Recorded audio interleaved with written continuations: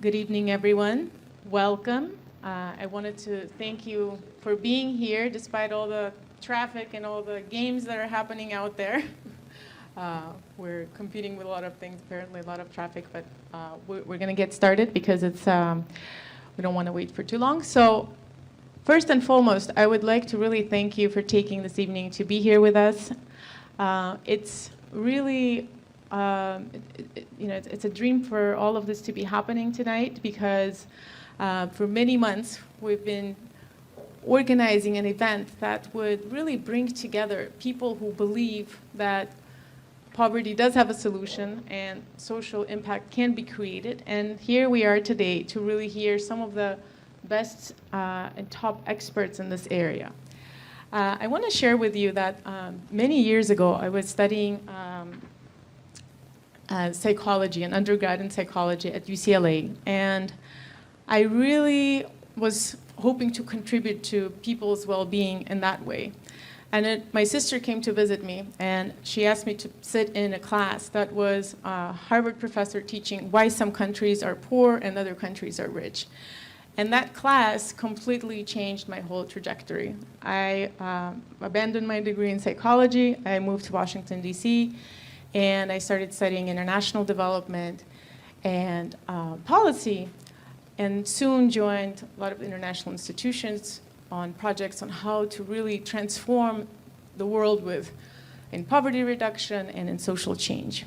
But I was soon very disappointed to see that a lot of the solutions that were being offered were oftentimes almost a crutch. You know, they were helping people, but they were not really transforming people's lives, despite all the millions of dollars being thrown into these projects at international institutions. So after many years of working in this field, I was already living in Brazil, and I decided to put a pause on the career and started my own business in wellness to really contribute in that way. But it wasn't until last year when I moved back to Miami from Brazil that I got introduced to an incredible institution called the Dara Institute that you will learn about today, or maybe you already know them, that really changed my whole perspective again. I saw that a very small group of people with limited resources were able to really transform people's lives in really incredible ways. So not just helping people that were living in vulnerable situations and dealing with poverty and not being able to get a job or not being able to buy medications for their children, but really giving them the tools and the possibility to see a different future for themselves.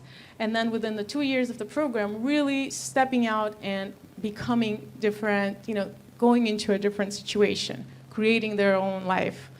And so it is really incredible for me to be here today as the Dara Institute's International Development Lead in this new phase where we're trying to share this methodology with all of you, people, individuals, organizations, in order to engage in dialogue about what else is possible. We have other speakers here today who will bring their experiences as to what are the pieces of the puzzle that really transform people's lives, not just putting patches, but really helping people graduate from poverty and creating social impact.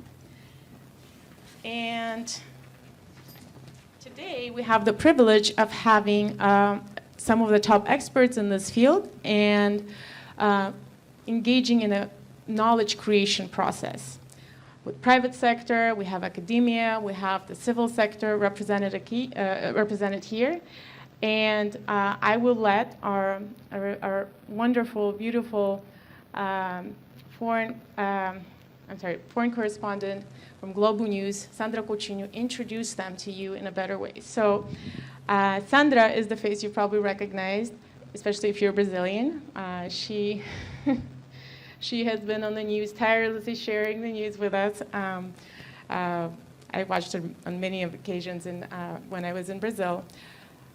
Sandra is the Globo News senior foreign correspondent. She has lived in New York since 2010 and has covered 4 presidential elections, inaugurations, Brazilian president visits, major events like the pandemic, wars, peace talks. She previously held the title of the foreign chief editor with Globo News, as well as multiple other positions, including news anchor and foreign affairs commentator. She has interviewed 2 Nobel Prize laureates, Kofi Annan and Lehman Gaboui, president of the European Central Bank, Christine Lagarde, and high-profile stars such as Oprah Winfrey and Matt Damon, among others. Sandra is very passionate about fighting fake news. And without much ado, I'm going to introduce Sandra to make this evening more exciting and to introduce all the other speakers. Thank you very much.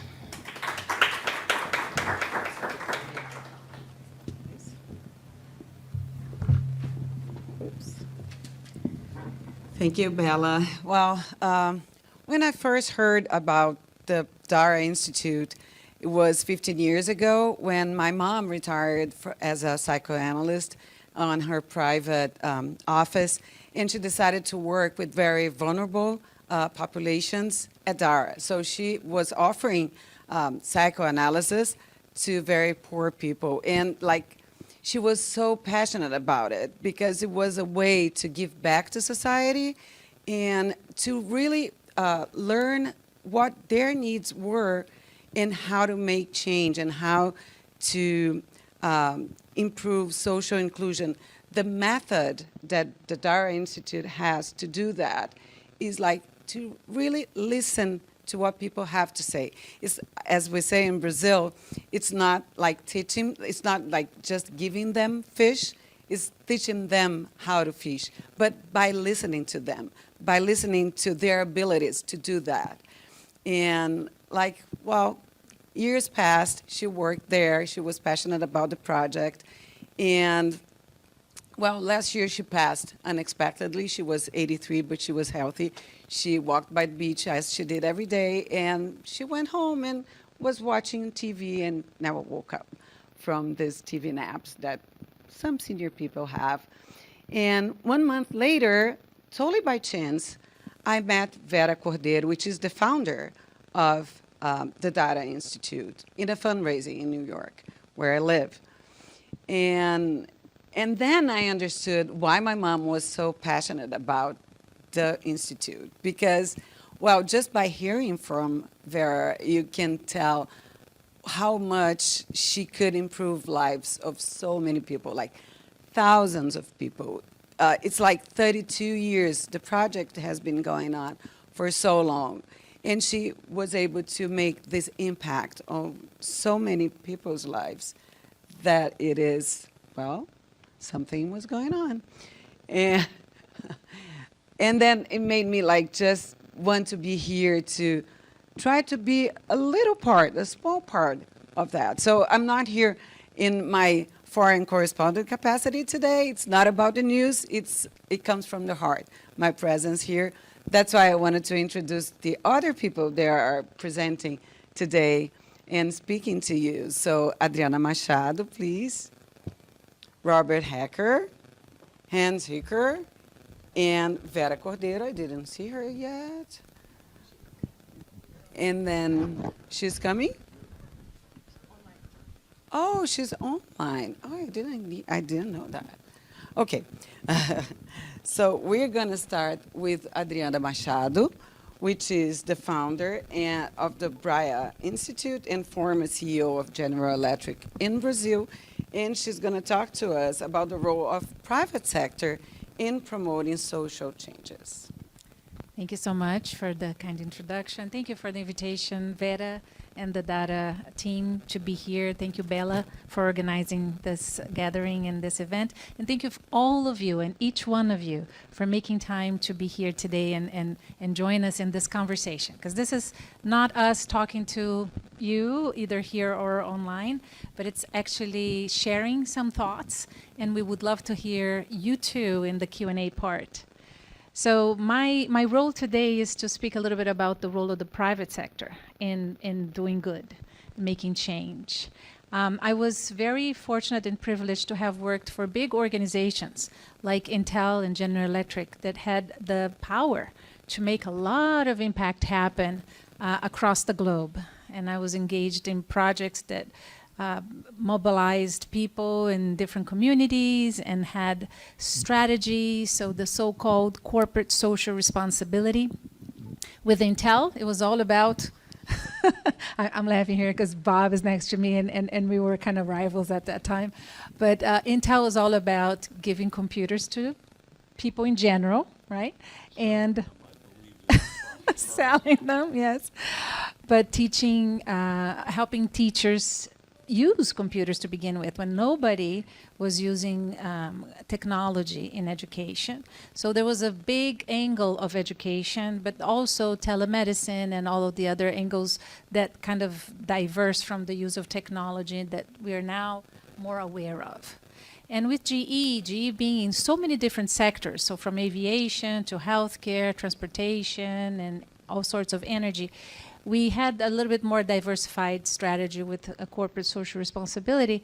But we also had a business strategy that was, I think, the beginning of what we see now as the ESG, Environment Social Governance, with a project called Ecomagination, that in the beginning of the environmental discussion and people being concerned with the impact on the world at large and emissions and pollution already causing alarm in so many parts of the world, GE decided to have a business strategy to build and bring to market products that would reduce emissions, reduce the water consumption, and reduce the consumption of energy itself, creating more energy efficiency. So this was a project that existed from 2005 to 2017. About $20 billion were invested in R&D for new products to be developed, and about $270 billion were revenues from those products on those years. So it was not corporate social responsibility, but really a business strategy and an example of how you can do good with the core products of the company. But back in the days when I was also privileged to work with other companies in the chambers of commerce in Brazil mostly, even before the Sustainable Development Goals, whenever you heard people talk about either philanthropy or corporate social responsibility, it was if you had to pick an area. So pick and choose. Oh, I want to focus on education. So if I focus and I put all my money in one institution only, or in one project only, or in one area only, I can get the most impact, right? So education or health or environment. So they were seen as fragmented boxes. And you chose institutions and you supported them. You could have spread the money a little bit around, but the traditional thinking was to be more effective, you needed a focus. And that still prevails to this day in some corporations and some organizations.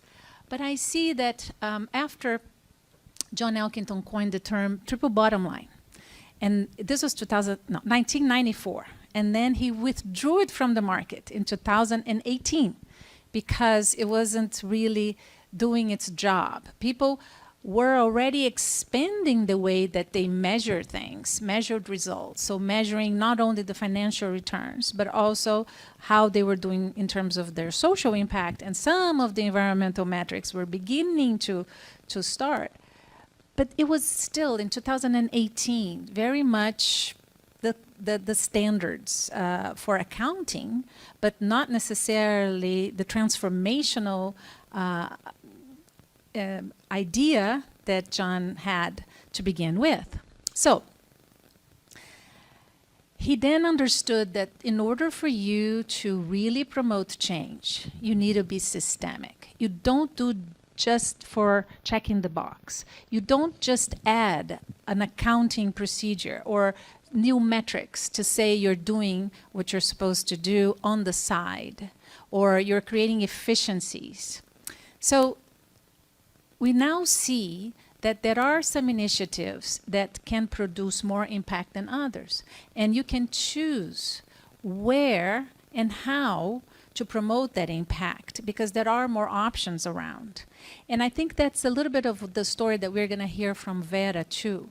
When she began, it was very hard for her to even fundraise, because it was hard for her to explain that she was not focused on health only. And a salesperson.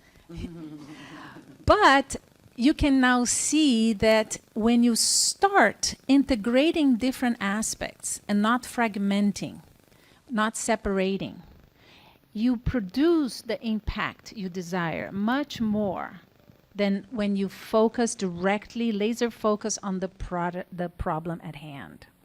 So I think that we have evolved a lot in terms of the awareness from the corporate sector and private sector in general to want to get closer to doing good with what they do as a core business. We have the movement for impact investing started in 2007, where you already are trying to identify business projects that produce impact as they are created and implemented. But you also have the B Corp movement in the 2000s, where you create companies, and Dara Institute was created with that intent, to already create the structure around producing impact. So in a nutshell, what I wanted to leave you with is we have evolved in terms of awareness. We have evolved in terms of practices. But the more we can integrate the actions, the more impact we're going to have. So I will leave it for Vera to explain a little bit. But what caught me, and I'm very touched by your story, talking about your mother and how she was able to contribute directly. But what caught me was exactly the systemic approach that Dara Institute has been able to implement. So Vera's story is very inspirational. She started out with her talent, with her unique passion for health and treating people after work in the outskirts of the hospital where she used to work.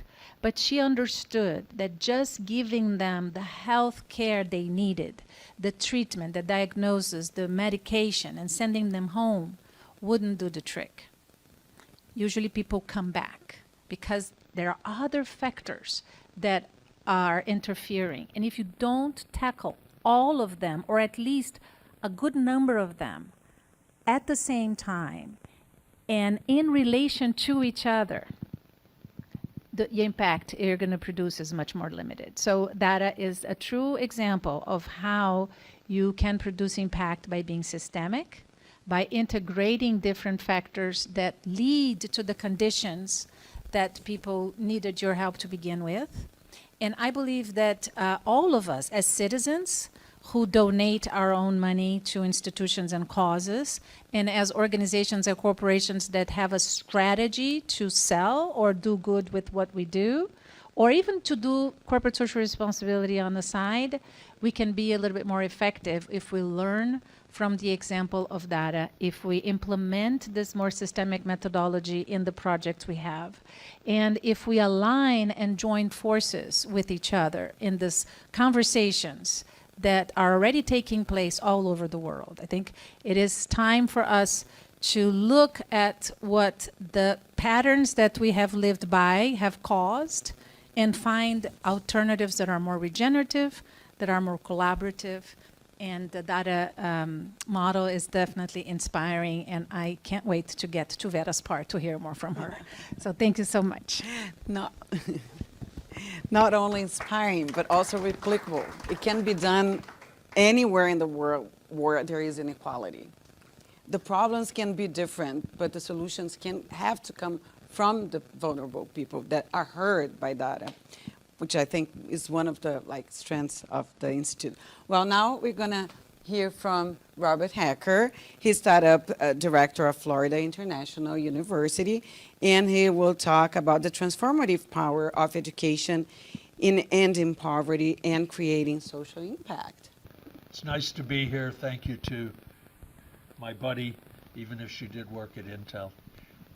And we've done many of these things before, and she somehow manages to bring out the best in me every time. I don't know how she does it, but she does. Maybe by the selection of the topics. All right. But I actually think the best talk I ever gave, I gave for Bria, Adriana's organization, a couple of years ago. I don't even remember what it was about. It was so good. You don't even to know the Maybe topic. creativity, maybe complexity, maybe quantum mechanics, who knows? But it was a really good talk. I was impressed. I don't usually like my stuff. A couple of weeks ago, I heard someone speak, and I'll tell you who it was at the end. And they talked about Archimedes. And to refresh your memory, Archimedes was a great ancient Greek mathematician. And he's famous for the saying, "Give me a long enough lever and I can move the world, or I can move the earth."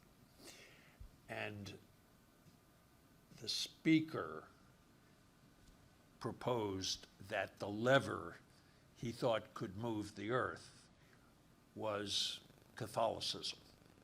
All right. Now, it just so happened he was the Archbishop of Miami. All right. So maybe the answer was not quite as surprising. But I started thinking about this metaphor, and I realized that it has so many ways that it can be applied, especially if you want to have significant social impact. What is your lever that's going to create that social impact? And I think that social impact suffers from people that think too small. All right? I worked on a project that was in 60 countries, and we provided 3 million laptops to children, and I never thought we were successful. A lot of people did, but I didn't think so, because there were quite a few more than 3 million children. But you should all go home and think about, what is your lever? Now, you don't get any guesses. My lever is education. I think of levers as tools. All right. And I was fortunate in 2009 to devote every year since then to working in education. First at MIT and then at FIU. And at MIT, I was really lucky because, in keeping with good science and engineering, you have to start with the fundamentals, right? And so I learned the fundamentals of child development, and then realized that child development is, almost a roadmap for how people learn.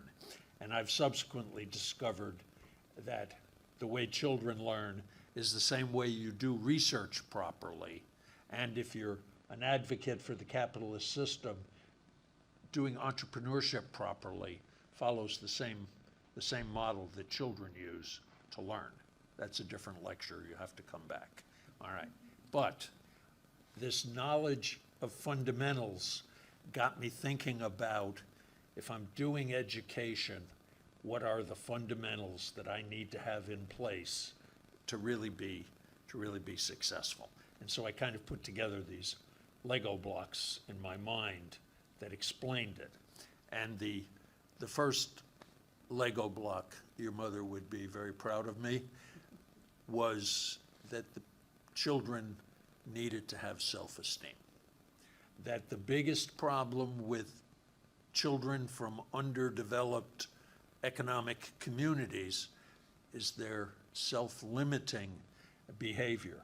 And even at FIU, where I now have a day job, I work a lot with students. I probably mentor 60 students a year.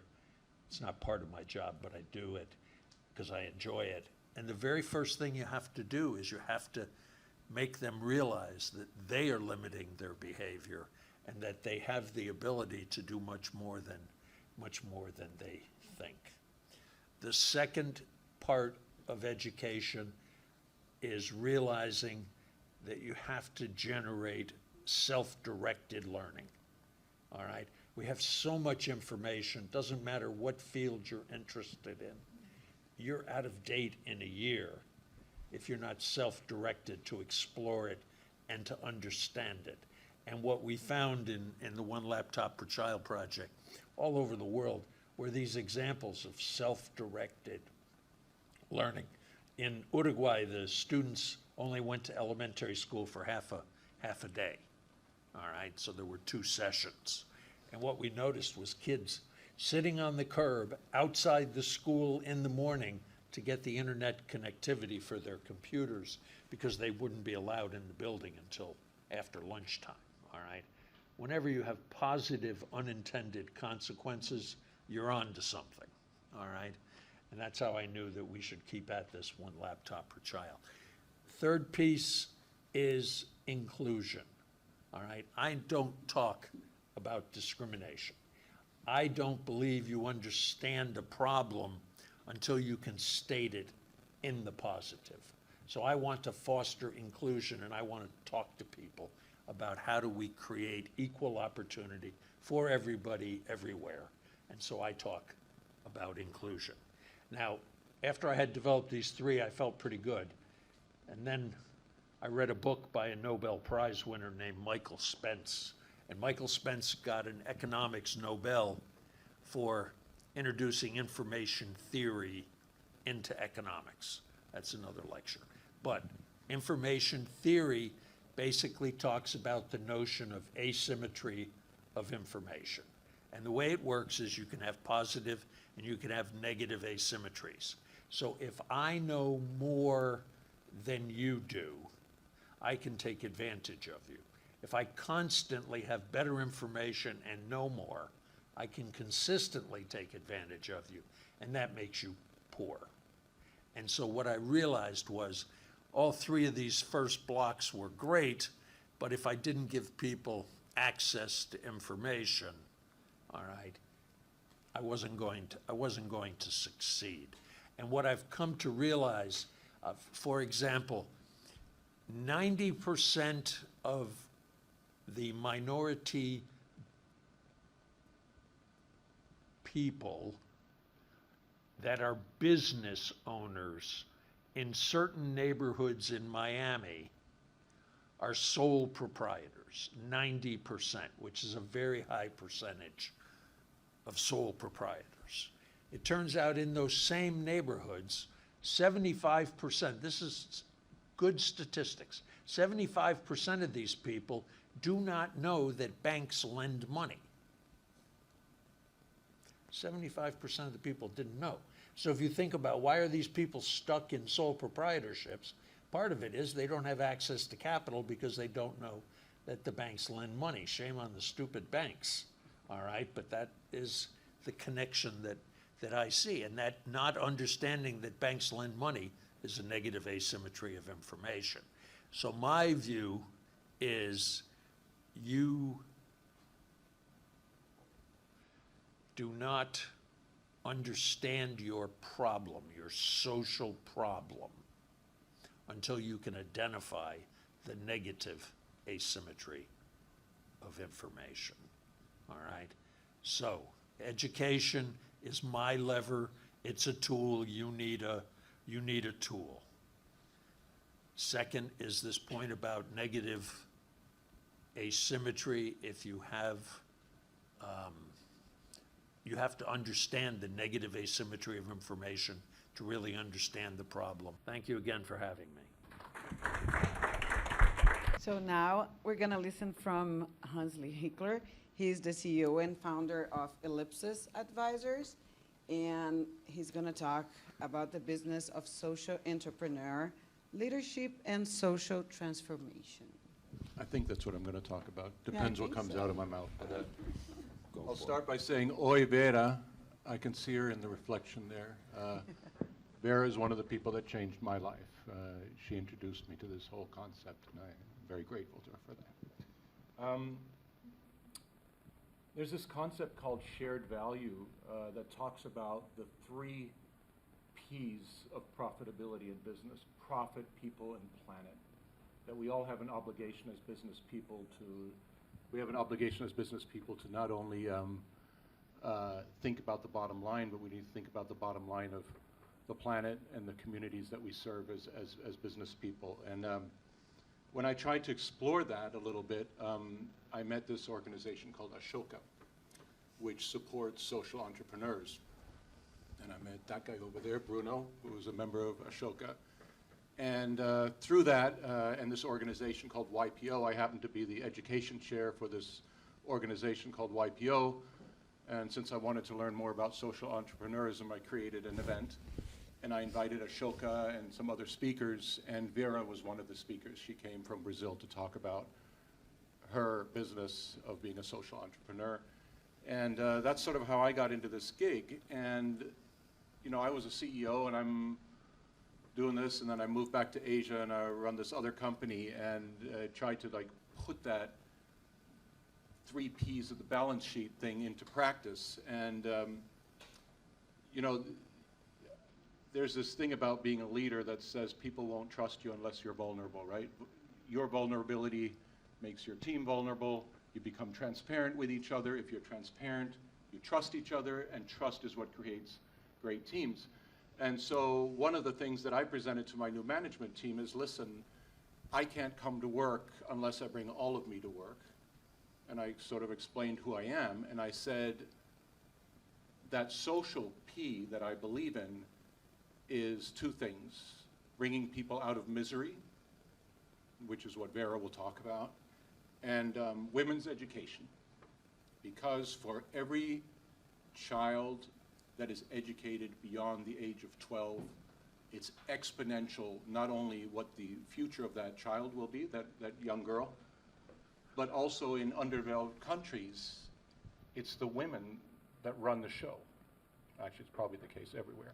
But, and so the more women are educated in villages, in poor villages, the more you raise the level of the entire village. And so when I became CEO of this company called Agility Logistics, I said my mission is to create a school for girls in every country that we serve. We had 22. I didn't reach 22, but I reached 12 before I left. And what we found was, and I said, you know, this is my thing.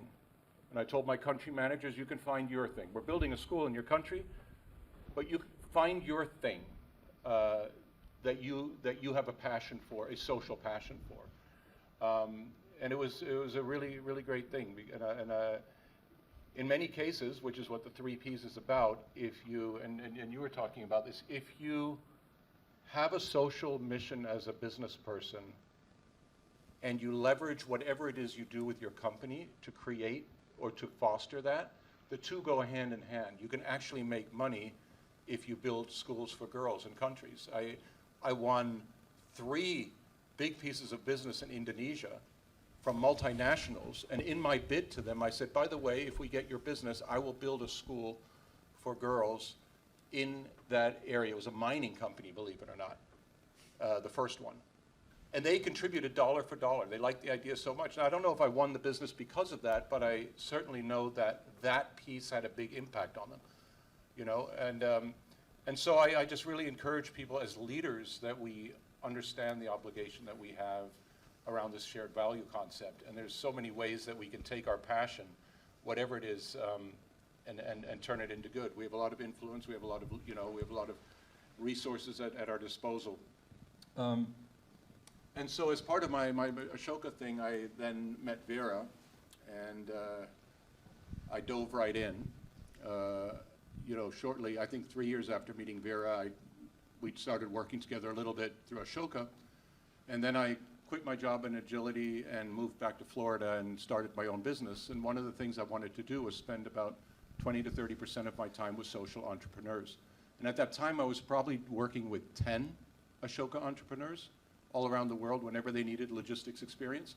And I very quickly narrowed it down to 2. I wanted to go deep. One was a company called Defy Ventures that helps prisoners integrate into society, and the other one was the Dara Institute with Vera. And I started going down to Brazil, I don't know, 5 times a year and spending time with Vera and her team. And the first time I went there, I was waiting outside of Vera's office, and the door was closed, and her administrator, Marta, was outside, and all I could hear was like this cacophony of arguing, like 10 people, like it sounded like a gaggle of chickens, and like, what is going on? She goes, they're having their weekly meeting. I'm like, that doesn't sound like a meeting. So I went in there, and they were having a meeting, and I said, Vera, one of the things we need to do is structure this a little bit. You know, this is a business, and a business needs to, like, you know, got to stay focused, and I'm going to help you with that. And Vera said, we are not a business. We are social entrepreneurs. We don't have time for business. And I think 12 years later, she would agree with me that it's both. And it's been a real honor to work with her throughout all that. Um, but one of the other things about social entrepreneurs is that they have, as CEOs, incredible challenges. You think being a CEO is stressful and difficult? Try being the CEO of a social enterprise. First of all, you're usually not selling something, you're giving it away. Your success is people copying your concept and scaling it around the world, right? The Dara Institute wants everybody to use the methodology. And so here you have sort of this conflicting interest. You know, me as a business person trying to tell Vera how to scale her business, and she's like, scale it? I just want to give it to everybody, right? And we're like, yeah, but we need money. Okay, so we need to fundraise. I'm not a salesperson. Yeah, you're a salesperson, right? And so you have to, like, as a CEO of a social enterprise, sometimes you have these conflicting priorities that you have to give it away. You want to give it away. There's no IP for most social entrepreneurs do not protect their intellectual property. For them, the success is disseminating their intellectual property. And the more people use it, the more people are helped. And Vera will talk to you about that. And so with that comes a lot of complexity, a lot of difficulty. Ashoka spent a lot of time developing resources for entrepreneurs, for social entrepreneurs. The stress, the mental stress of keeping the business alive while you are putting all of yourself out there and changing the world is a really, really difficult thing.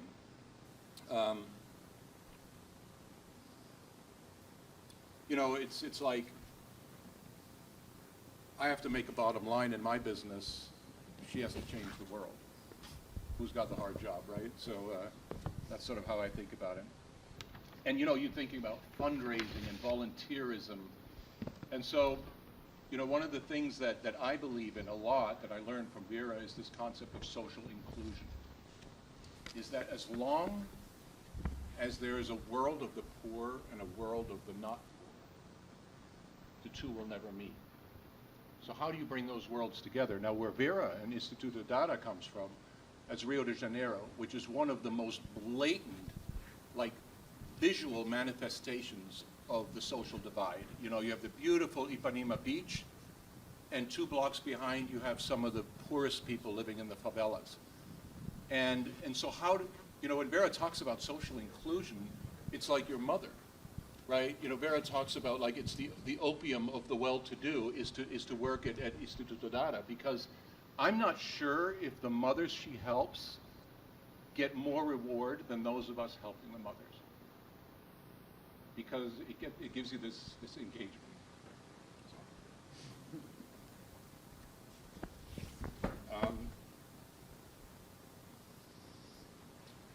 I talked to an entrepreneur in Haiti who said that the difference between helping people and creating systemic change is that you have this concept of long-term systemic change.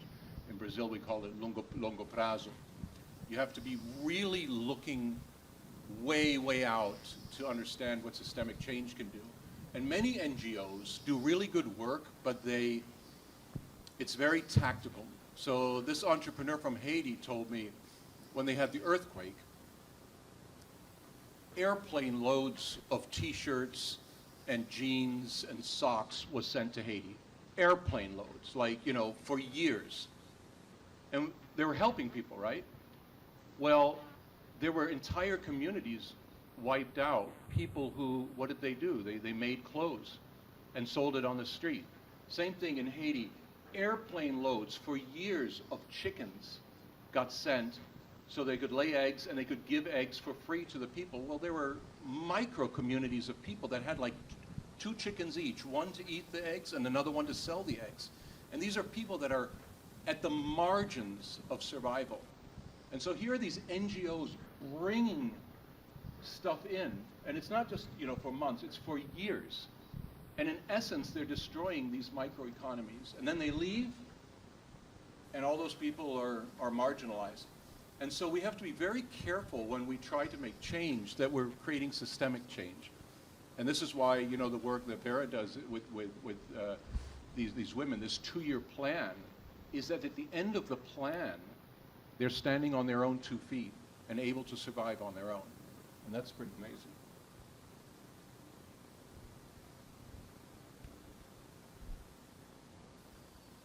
So, you know, I think social transformation can't really happen without inclusion.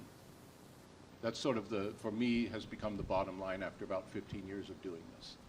And if we don't, and it's not just about us going in, helping, and going out, we literally have to bring the community together.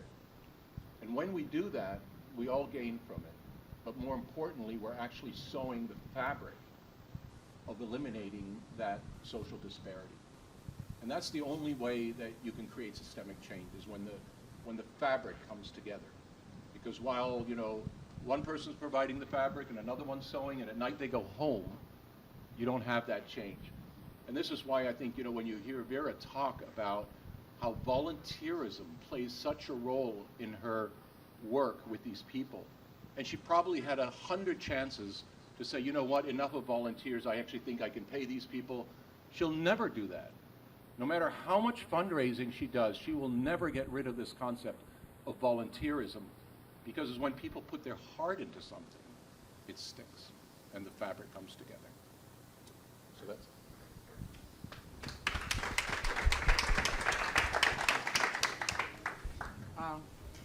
Now we're going to hear from Vera.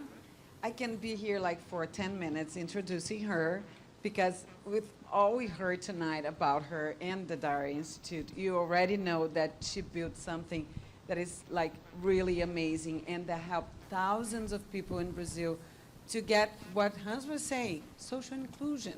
Not like just having the fish, learning how to fish. Okay, so Vera will talk about the power of beginning, how Dara began, and how far it has come. It all started with a blanket, right, Vera? First of all, I would like to thank deeply to Sandra Coutinho, to Adriana Machado, Robert, and Hans Hickler, because it's an honor to have all of you in that panel. And you touch my heart. So I will add some comments, because you talked about Dara with such a commitment, and you really knows Dara work. I'll try to add some comments. So first of all, I'd like to start with the book that I wrote. The title in English is The Power of Beginning.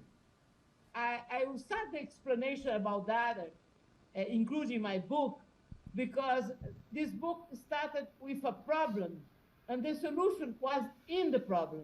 That is the nature of our work. I'm a physician, and I worked during 20 years at Hospital da Lagoa, a federal hospital in Rio de Janeiro. And during those 20 years, 10 of those 20 years, I worked in the pediatric service. And I have my life changed by children with cancer, all kinds of leukemia, infectious disease, and poverty. And I still remember Priscilla, for example. She had pneumonia. She came to the hospital. We treat her. She was released from the hospital. And then 3 months later, she came back to the hospital. So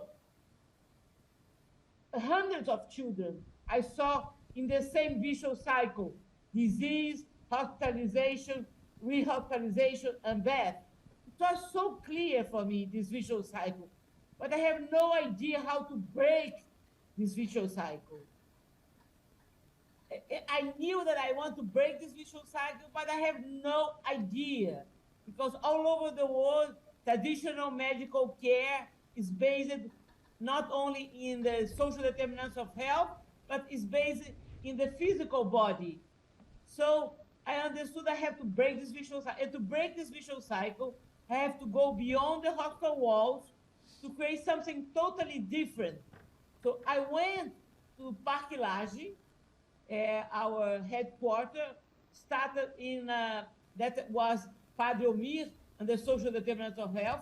I created a group of physicians, nurses, social workers, who choose among the poor, the poorest, and they send to Parque Lage Parque Lage is a beautiful park in Rio de Janeiro, a walk distance from Hospital da Lagoa, and we stayed there in a stable because 200 years ago, a very rich family lived there, and their horses used to be in the stable, our first headquarters.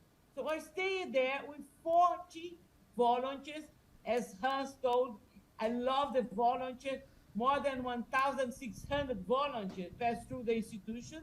They built the institution, but at that time, we have only 40 volunteers.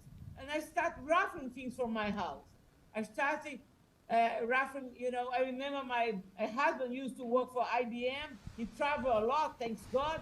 And when he came back from one of his trips, he said, "Where is the clock?" I said, I saved it. So it is chemotherapeutic now. And I was totally out of the status quo because I treat the children in the morning.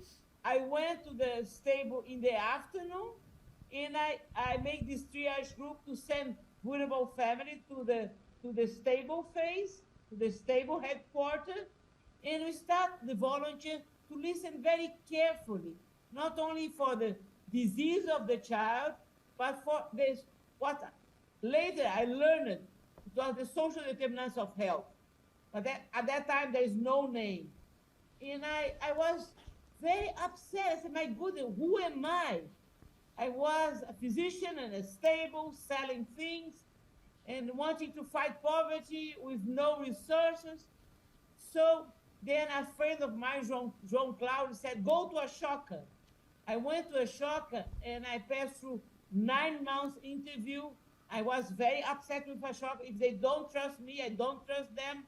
But finally, when I was elected a Ashoka Fellow, I understood that madness has a name.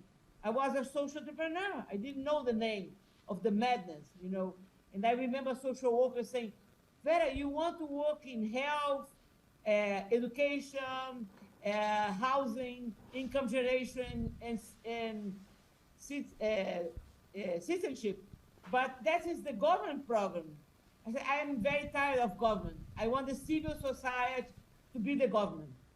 So, but as Bill Drayton said, when you start something new, there are dark forces that come to stop you. So we have the same. Dara we are expelled from the park.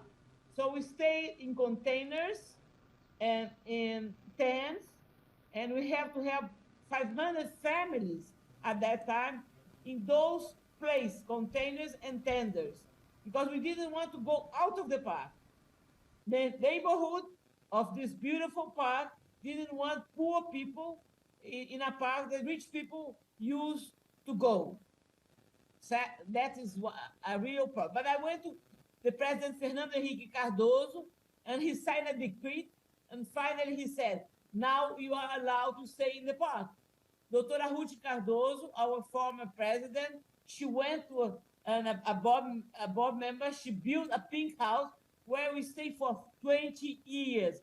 Remember, Hans, you went there many times to give, to send, to share with us your experience. So we stay in that pink house for 20 years. But it's normally, we work, as poverty is a multidimensional problem, we work in a multidisciplinary way in 5 areas. As I told you, health, education, income generation, housing, and citizenship. That is our new headquarters, where I am now today, a beautiful headquarters. So we work in those 5 areas, as I told you. And then we start to expand, because when you create something new, that's those 5 areas that we work in a very integrated way. This is the family action plan. But it's the nature of something new to expand. We were in the stable, and other doctors and social workers from different hospitals, they came to visit us, and I said, what are you looking for? We only have papers. We have no methodology. But that when you do something new, it's the nature of something totally out of the status quo to pay attention. And we expand near 23 public hospitals in Brazil. We have the sister organization in 6 states with many names like Renascer, Reagir, Renovar.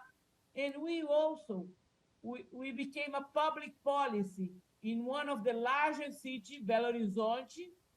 So it's very difficult for an NGO to be a public policy, and we became a public policy. And now recently, 2 months ago, we became a public policy in Itu, São Paulo, a city. We are becoming public policy step by step.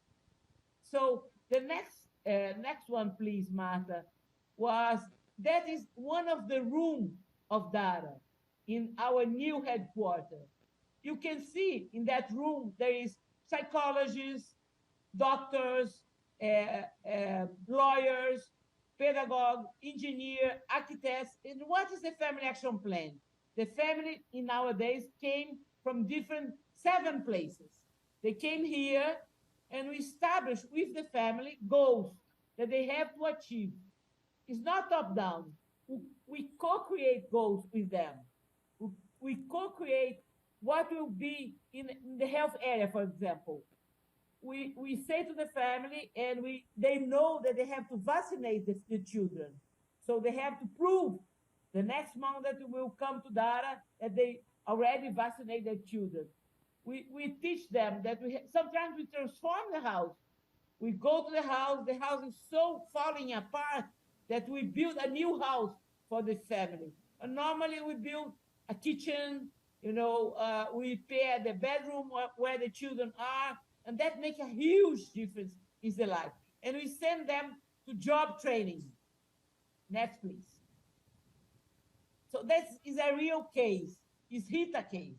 So you can see the body language of Rita. Rita, when you see in the left side, when she arrived at Dara, the social worker visited her and took a picture of her. And she was totally miserable in all kinds of, not only regarding money, but she had no information, no self-esteem. She had no money. And you can see 2 years later, the body language of Rita and her son. I think that picture shows everything that we do in Dara. And it was not myself who created the Family Action Plan. As Hans mentioned, Adriana mentioned also, it was a system change in terms of health. We want another way to see health, not only the body, but the environment where people live. It's not a Brazilian problem, it's a worldwide problem. Every place where we treat a very poor family, you have to understand the environment where they live. But I was very I was very unhappy because I didn't have proof that after they were graduated from Dara, if they will come back to poverty. I have no reason to prove that to our board members. So Georgetown University came and they made a very deep research, and they proved that there was a decrease of 86% of the rehospitalization. The income generation almost double. And in terms of only 28% have their own house. 3 to 5 years later from Dara's program, 50% have their own house. And in terms of well-being, when they start in Dara, there was a lot of domestic violence, a lot of problem. And 3 to 5 years later, they describe their life very good.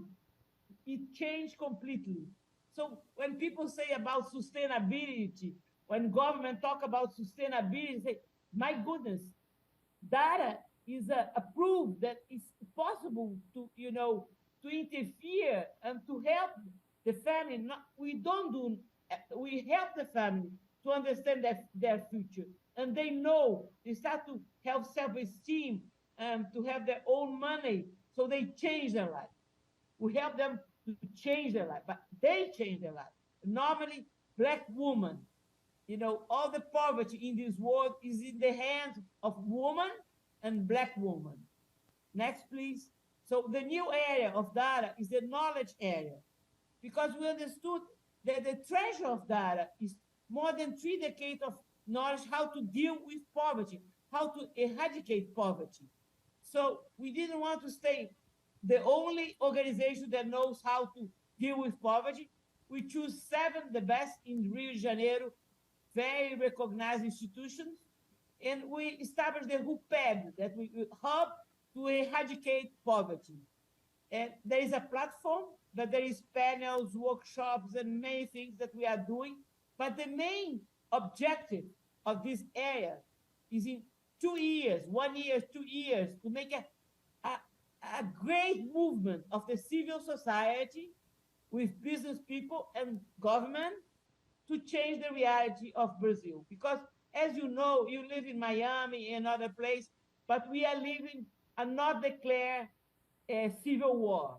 We are being killed in that country. It is very dangerous.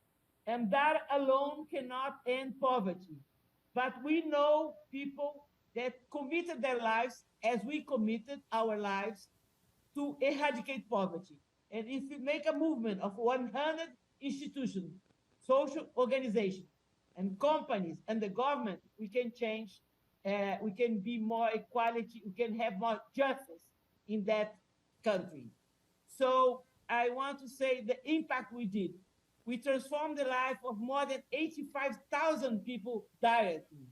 As I gave more than 54 lectures in 16 countries, many social entrepreneurs, they learned from us, and they took the DNA of our methodology, and they brought the DNA for 4 continents for the benefit of thousands of people, millions of people. So when people think, where is the Family Action Plan? It's in 4 continents. So they changed the name. It's client-based methodology. Only in South Africa, there is 107 institutions using the DNA of the Family Action Plan.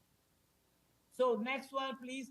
We won a lot of awards, but I'm showing the SCORE Award because the SCORE Award made a lot of difference in our life, $1,200,000, and we spread our methodology because of the SCORE Award, but we won more than 50 awards.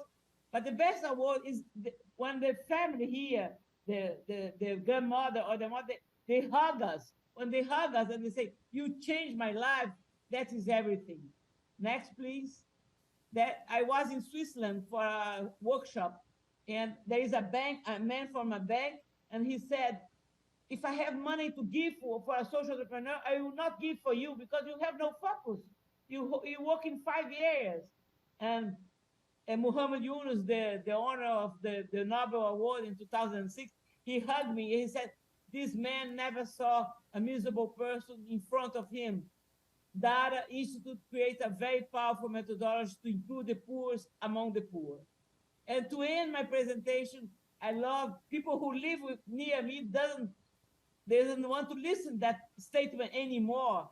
And I will speak with my poor English what Margaret Mead, the famous anthropologist, says: never doubt a very committed group of people because they can change the world. Indeed, they are the only one who has changed the world. Thank you very much.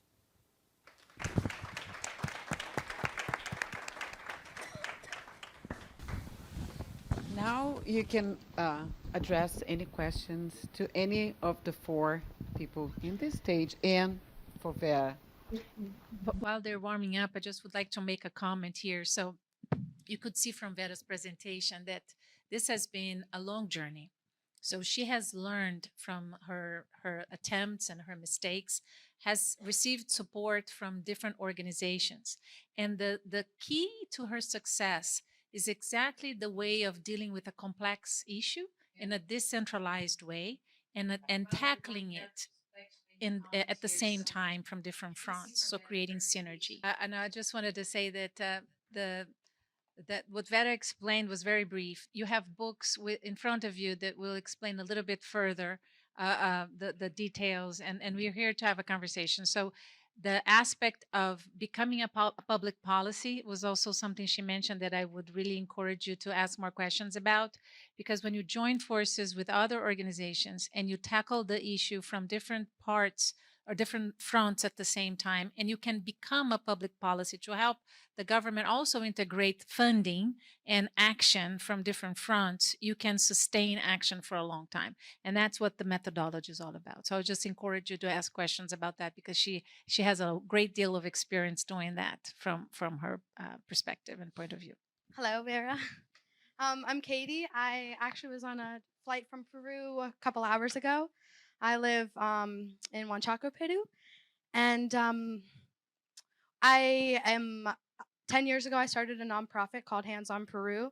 And 7 years ago, we built a public health community center in Huanchaco. And I've seen also lives transform through this community center. We work with universities all around the States, Switzerland, Yale University, NC State, UNC.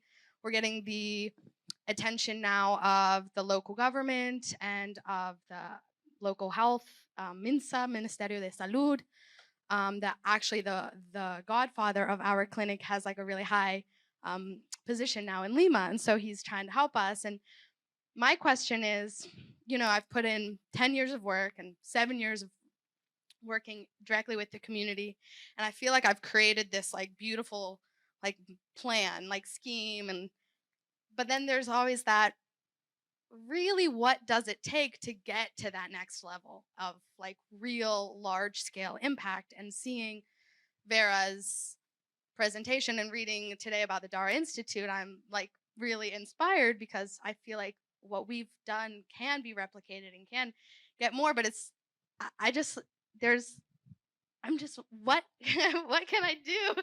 Or like what is the main piece of advice to kind of take it from like fourth to fifth gear, or from third to fourth gear, I guess in this case. Thank you. Thank you, I'll, Vera. I'll Try take it. to- You wanna take a stab at it? Well, Vera had a similar problem. You know, I can't tell you how many discussions we have and said, you got to get out of this house in Parque Lage. We got to expand. And, you know, you've, at the time, I think it was 50,000 families impacted. And, you know, we want to impact millions, not go from 50 to 100,000. And so this is how the Dara Institute came out, is you, the families can come to you and you can help them. But how do we help the families that are not in Rio, right? And how do we cascade the methodology? So I don't have the answer for you other than it's a leap every time. It's not an incremental thing. So for us, it was, we needed new headquarters and we got a school. We funded an old school, and I wanted an auditorium, which we have. Why? Because I wanted the Dara Institute to be like the Davos of social inclusion. I want people to come from all over the world to Vera's headquarters and hear people talk about social inclusion. And so the journey we're on right now, which is promulgating the methodology around the world, there'll be another step. There'll be a Davos of social inclusion in Rio, because people will congregate. And so you have to have these different, it's like omni-channel marketing. You have to have different channels. You're working with the families hands-on, you're sharing the methodology, which is the education piece, and you're bringing experts in, like here. This is part of the Dara Institute, right? This is the part of you guys starting the Davos thing right here, right? And so you have to think along different dimensions of how can I reach people. And even that thing that you started that's working is, maybe there's a digital bites element that cascades it around the world or whatever. But I'm happy to spend time with you and talk with you and think through that stuff, because that's sort of what we do at Ashoka. And I would add, I don't know, I think Vera wants to add something there, but before she goes, you mentioned the Ministry of Health and the Ministry of Education. So what Dara does, Dara kind of brought it to itself, the role of giving the constant support needed and not depend upon the government to do so. So when she began, she didn't wait for the government. She found a way to create the structure that would provide that service. So when she talks about health, she was talking about medication, so diagnosing the disease and offering the medication, the nutrition, motherhood, early education, and early child care. So everything is kind of included in this health approach.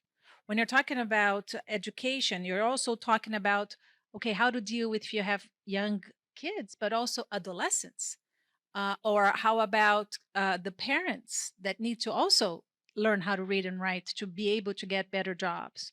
So it's all integrated. When you talk about income generation, what is that talent or that purpose that that mother or father or older brothers want to pursue, and how do you help them get trained and get skilled so that they can either start their own cooking business or salon, but also, like Vera has this great example. There was this one person that wanted to fix air conditioning, and they found a way to teach that skill to that person so they could do something they also loved and were motivated to continue doing, so that they could get the next level status for the whole family.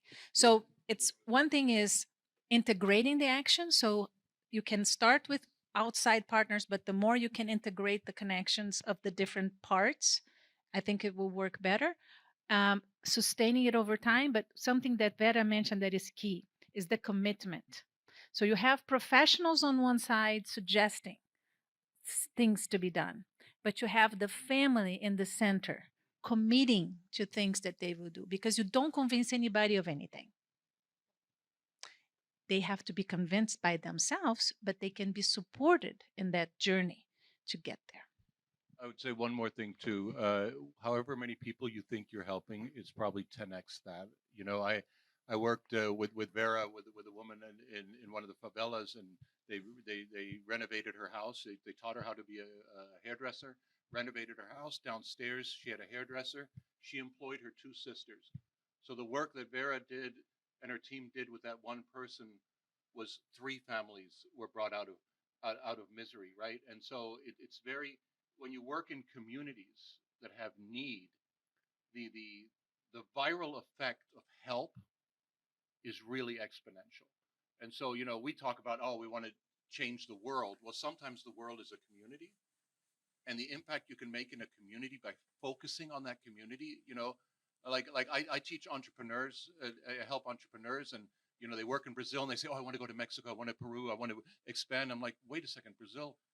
If you put all of your energy into Brazil, maybe that's the community that you can serve and really make an impact. You know, if I can impact 80% of the people in one community versus 10 in 1,000, am I helping more here or here?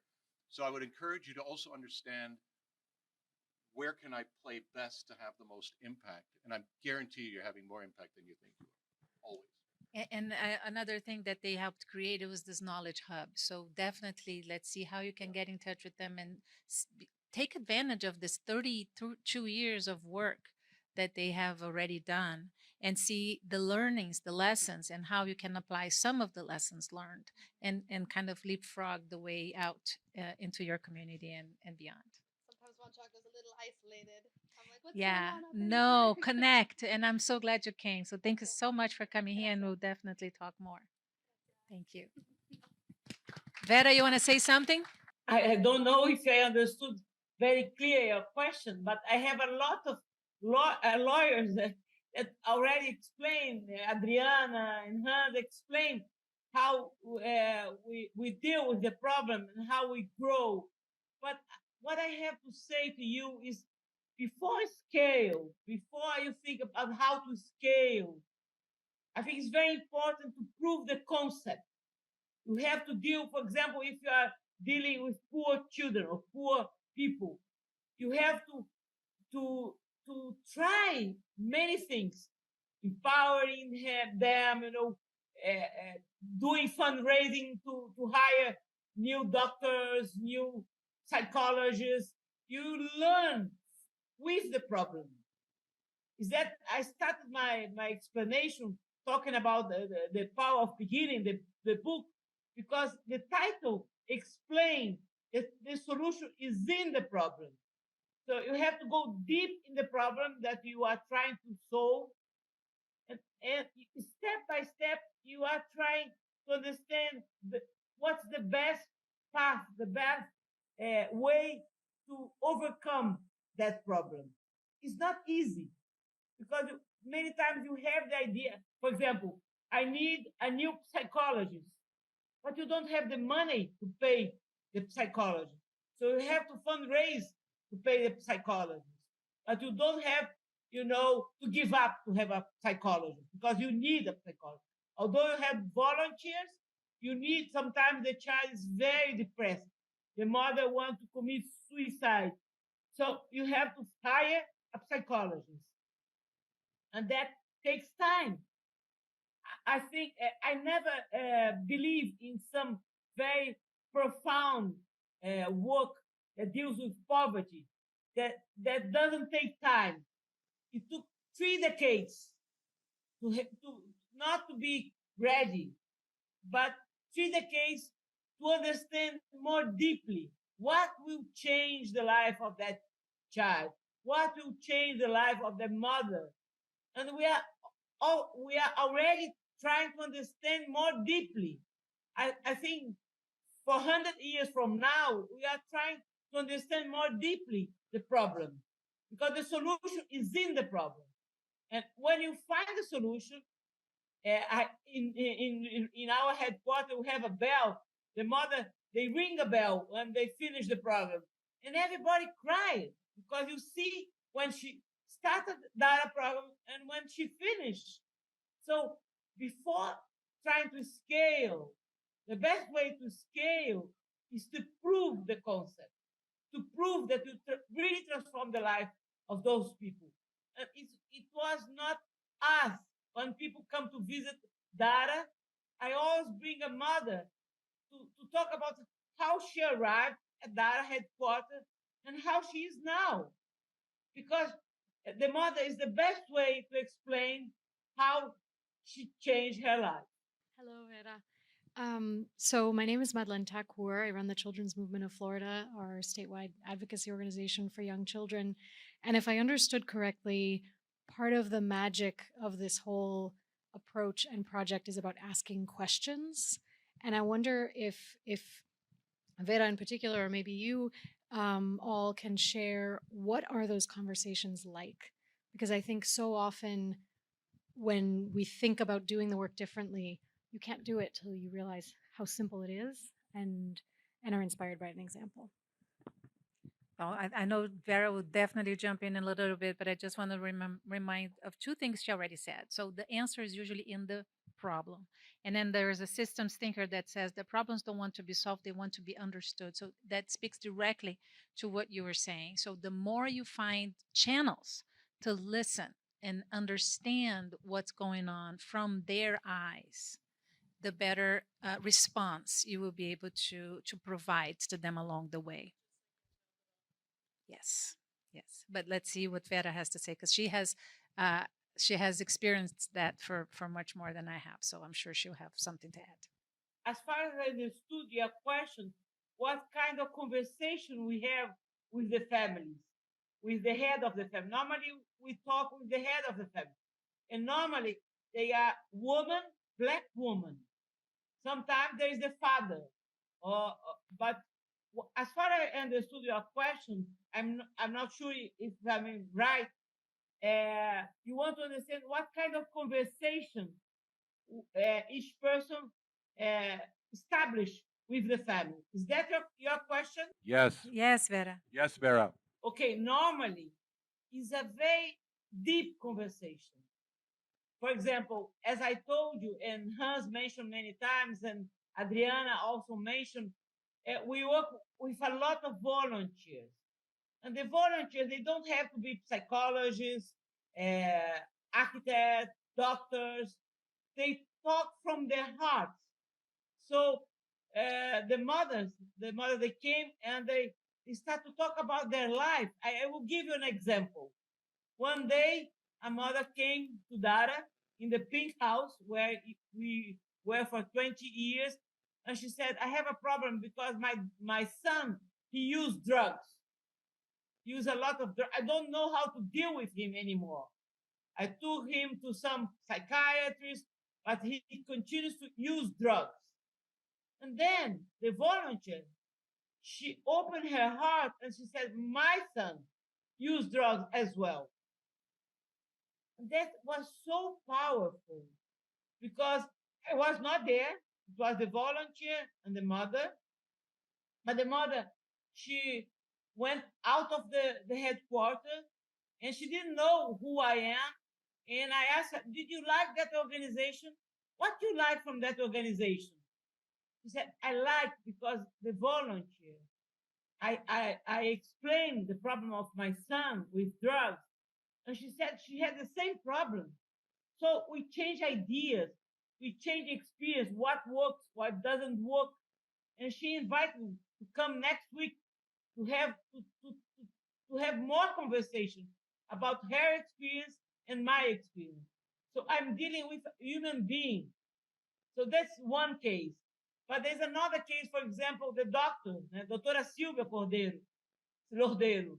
Doutora Silvia Lordeiro, she's a doctor. She treats the family, the person in front of her in terms of medical care, but also she is very curious about the life of that woman. She knows, for example, that the woman has hypertension. So she treated the woman with medication, but also she asks questions, key questions. How is your life now? Are you happy in your life with your children, your husband? What are you living now? And then the mother started to speak not for the doctor. She speaks for a woman, a human being, who is a doctor. And then Sylvia understands the whole picture, not only the hypertension, but she understands the whole picture of that mother. And she can refer for job training, she can refer to psychologists, she can refer, to pedagogues. The family needs some education. So the doctors, it's not only the doctor. She go deeply. She have time to deeply establish conversation with the family. Because I normally say that Dara is like Obama say, yes, you can.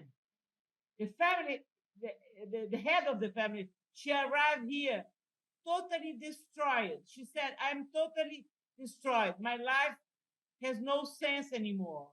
I cannot live. It's terrible to live. I don't have way out.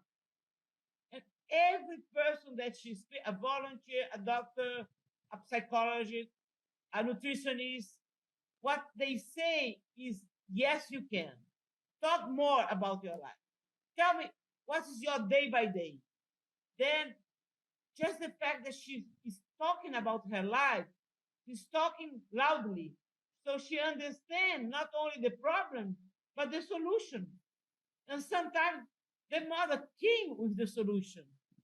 And if it doesn't come with the solution, she has 2 years to spend in the institution. And many times she see, for example, one mother that she's in another level. She came destroyed like her. She didn't want to leave, but 1 year later, she's in another position. And that mother that is 1 year in front of her talked with her. And she said, I am you 1 year later. So she can see that she can change. These mothers commit to a 2-year plan. 2-year plan, all your kids go to school every day. 2-year plan, you come once a week, twice a week, and you meet with us. 2-year plan, you're going to learn a profession. And so it's a lot of give and take, and it's a lot of themselves that they have to put in there. And they come in with a lot of insecurity, and they come out standing on their own 2 feet. Nobody's writing them a check at the end of this. They're standing on their own 2 feet. You saw the Georgetown discussion. And that happens because it's accountability. It's a family action plan. We help them with the plan, but they have to execute it. And so the conversation, and at the beginning, it's very immature. I love what Vera said about, because I saw that all the time. The mothers are sitting together and, they're at all different levels of the action plan. And so those conversations, they're always about accountability, always about meeting your commitments, which in many cases, no one's ever talked to them about that. They go home, their spouse is beating them up. They don't have identity cards. The government, in many cases, the government doesn't even know they exist, right? There's no house number on the door. They live in these favelas. They have no support structure. And so Vera's team teaches them, you come here for support, but you've got to give yourself your support as well, right? It's a give and take. Sorry, just a sideline. You're working with families. You're working with families. You're working from within a structure that is already poor. But there comes a time where it has to interact with the government. So I know, for example, in healthcare, that's my background, that they identified 3 things that is very important. One is clean water, the other is sanitation. And the third, interestingly enough, was the right type of food for a pregnant mother, because the child was often born chronically ill and then carried it through. So how successful has your model been in just getting across from within to using the infrastructure that is actually required, which a government has to put into place? So have you found that it has attracted people? Have you found that there's been an interaction? Have you crossed that bridge? Or do you have a formula within your model to make that work? So I can answer that. So the approach is very comprehensive and touches all those points you mentioned, Deepak. So when one of the pillars is housing. So when they identify in the beginning of the plan that there is an issue with the housing, they have a team of architects to help make sure that they have the right infrastructure in place over the 2-year plan. They will also tap into any existing government program to help make the connection and benefit that family for, in case the family doesn't have any access to that and the program exists. How do you help them make sure that they get that? But they don't wait for that. So that's why the fundraising, the money that they can raise through philanthropy is very important, because that's where the money goes to little fixes in houses so that you can get sanitation, or even teaching them how to keep the house clean for hygiene purposes, or offering them a conversation with nutritionists and helping them understand how to buy the right food with the money they have or with the budget they have, or how to be creative in terms of cooking so that you can offer your kids the different things by cooking differently and making sure you have all the nutrients you need. So it's a real comprehensive approach. They will do what they can with the resources they have. They will tap into the existing resources of governments. And when they say that they become a public policy, they put everybody in the government around the table to make sure that all the programs are integrated and they can listen and hear to each other's demands. So it is a whole lot of the connecting, but being very comprehensive in terms of the different issues, because it's human people. And just like we have different needs, everybody, especially coming from vulnerable communities, have too. And they have striking needs that people don't talk to them about. I was just reading a report that says that we are about 8 billion people living in this world. 1 billion people, according to the WHO, the World Health Organization, is suffering from some kind of mental health illness. So it's like 1, 2, 3, 4, 5, 6, 7, 8, right? 1 in 8 of us have that. So can you imagine in more vulnerable communities? So a comprehensive approach that really listens and that includes the professional help and the volunteer trained to provide that and to make the connections with existing programs is key. I would add one thing. In many of the less developed countries, I hate to talk about Brazil like this because, 8 years ago it was the 6th largest economy in the world and 95th in social inclusion. So, but in many cases, it is in the area of social inclusion, it is not one of the developed countries, unfortunately, of the world. But Vera doesn't take money from the government, because in these countries, very often, and unfortunately Brazil too, a lot of corruption comes with taking money from the government. And so Vera very early on said, my model is I want to be able to stand in front of everybody and say, we have a business model where the money that we get goes into the community. She publishes a report on that stuff. So on one side, some of the funding that's very often available in countries where you're solving these problems, it comes with a lot of baggage. On the other hand, to answer your question, and Vera can answer this more, it's just one example, but the state of Belo Horizonte has introduced the Family Action Plan as part of its public policy. They've embedded that, and it's been that way at least 15 years, I think, if I remember correctly. So they do work with the states, but again, multifaceted for sure. And in the other continents that have adopted the methodology, there are different shapes. But again, it's to the extent that you can guarantee the professional support in some shape and form, but all acting concomitantly so that you can create the synergy and you don't leave those blind spots. So when you're dealing with people, right, you have different needs and you need to make sure your approach is as comprehensive as possible. If you can offer it all like Vera does, and she has a 501c3 here in the United States, if you want to donate money to that, please, Isabella can have information. So she makes sure that she has that coming in and makes sure that this methodology can not only be applied in Brazil, but elsewhere. And as I said, she is creating this knowledge hub to share the learnings with anybody who wants. And by offering your questions and your learnings also, this will multiply in a very nice, in a nice way. So I think, I don't know if you want to go back and closing. I think we're running out of time here and maybe. So right now, just to close, we're going to see a very quick video with the beneficiaries sharing their stories. It's a very quick one, and then we will close with a cocktail. But I will say a few words after the video.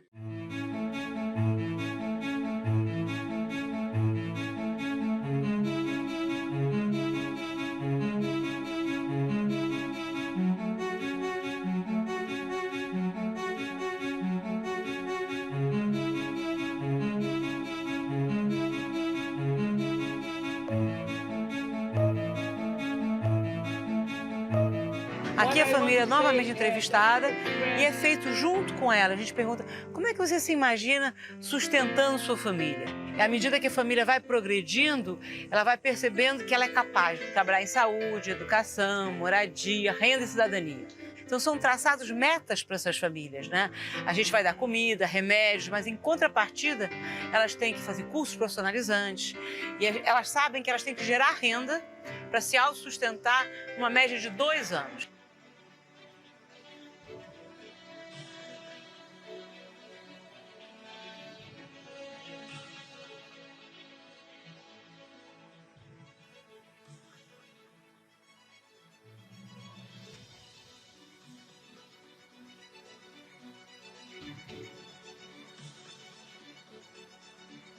Quando eu encontrei o Dara, eu estava me sentindo derrotada. O Dara, ele me dá todo o suporte, conversa com psicólogo, assistente social, é orientação daqui, orientação dali. Que aí eu conheci o curso de gastronomia sustentável e através desse curso eu vou conseguir gerar renda. Tenho aprendido sobre empreendedorismo. Hoje eu tenho um anseio e muita vontade de criar meu próprio negócio. Porque se não fosse aqui, eu não tinha condições de cunhar o leite do Miguel, tudo. E o apoio de todas essas mães.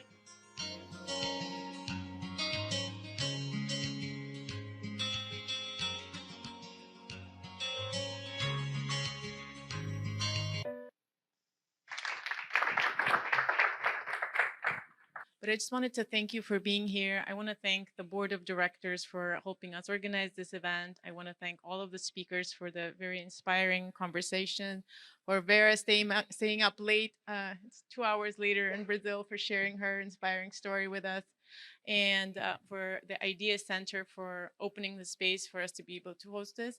I also hope that you got inspired that change is possible and that you can be part of the solution. And there are a lot of things, a lot of ways that we can all contribute in all the different sectors. So without much ado, I want to invite you to our little cocktail. I hope you can stay for a little longer. And if you feel interested in getting in touch with us, there are business cards where you can get in touch with me, with Dr. Vera, with all of us. And if you also feel in your heart that you would like to help financially, a lot of our work still depends on volunteer efforts and contributions and donations, or if you know of anyone that would be interested in doing that as part of the Thanksgiving November, we're always accepting those. So thank you very much. And we're new here in the United States, and we're hoping to grow and share this methodology with the rest of the world. So if you know of any ways that we can do that in a better way, get in touch with me. Thank you again for being here, and we'll meet outside.